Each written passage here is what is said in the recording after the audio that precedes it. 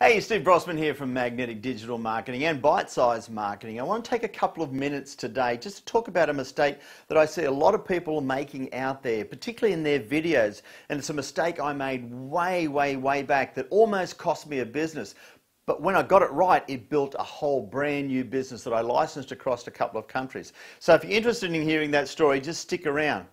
Now, the mistake that I see a lot of people making is talking about themselves on the video, talking about what they think that their prospects needs, not exactly what they want and how they can help them overcome that and how they will feel once they start using their program or product. Let me give you an example. Now, we all need a car. Now, we probably really only need a 3-year-old beige Volvo to drive around in because it's safe, it doesn't go too fast, and there's a fair chance that nobody's going to steal it. But time and time again, I see so many cars out there on the market that are much more expensive than a beige 3-year-old Volvo, much more high-powered with speeds that you can't even legally use. And people want these cars, and people pay extra money because they want those cars and how they're going to feel once they've got those cars. And that's a great lesson. People will pay more for what they want than what they actually need. Now, here's back into the old archives to show you how I learnt to market to people's wants and not just their needs. It was in the time where all the weight loss centres and weight loss clinics and those trimming and toning tables where you just lie there and it did it all for you were coming onto the market, and the fellow people who owned health clubs were all bitching and moaning about how they're charging many times more what we could charge for a health club membership, and they were charging thousands of dollars and we couldn't get it. The big thing was we were selling fitness, we were selling workouts, we were actually selling the process while the weight loss people were selling the payoffs. They were selling the weight loss, they were selling how you were going to look and you were feel. We were selling huff and puff and hot and sweaty, and they were basically just selling lie there and let's do it for us. So instead of falling into the trap of just, bitching and moaning, what I did is with my dietitian, I hired also a weight loss centre manager to say, okay, how can we join them? And what we came up with what was called Shed and Shape weight loss, which in essence, it was basically good exercise and good nutrition, but packaged in a way that was palatable for those people who didn't really want to do exercise and diet.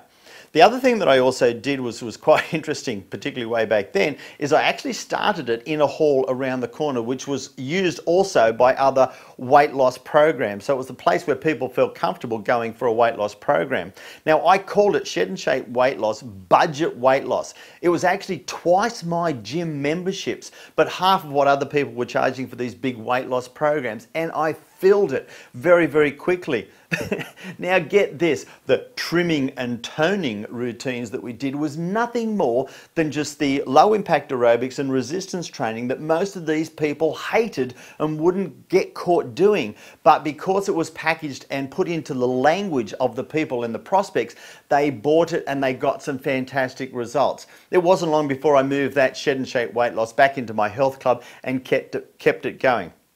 Now, here's another great lesson. Apart from talking in the language of your prospects and what they really want, if you do something well, package it up and sell it to other people. And this was one of the most successful weight loss and one of the first weight loss programs in the health and fitness industry. The other health clubs said, how are you doing it? What are you doing it? So what I did is I packaged it up and sold it to them. So I guess way back in '85, I was in the info marketing programs and products as well. Now back to today. How can you use that, and how can you particularly use that in your videos? I see a lot of people out there talking about the process, what they have to do and what they go through to use their products, and not so much talking about the benefits and the payoffs they get to use it. It is important these days with your videos to communicate, build that relationship with the people that you can with the videos, but most importantly, talk about what they really do want and what they need and what they desire. How you can actually help them, and not talking about yourself and your program. I hope that helps. Now, if you want some more information on how you can use videos in your business, please click on the link below. We've got the free report, 61 ways, well, actually probably up to about 65 now, but the report says 61 ways that you can market and profit by using videos in your business. Until next time, I better get back to the computers. Steve Brossman signing out, see you later. Cheers.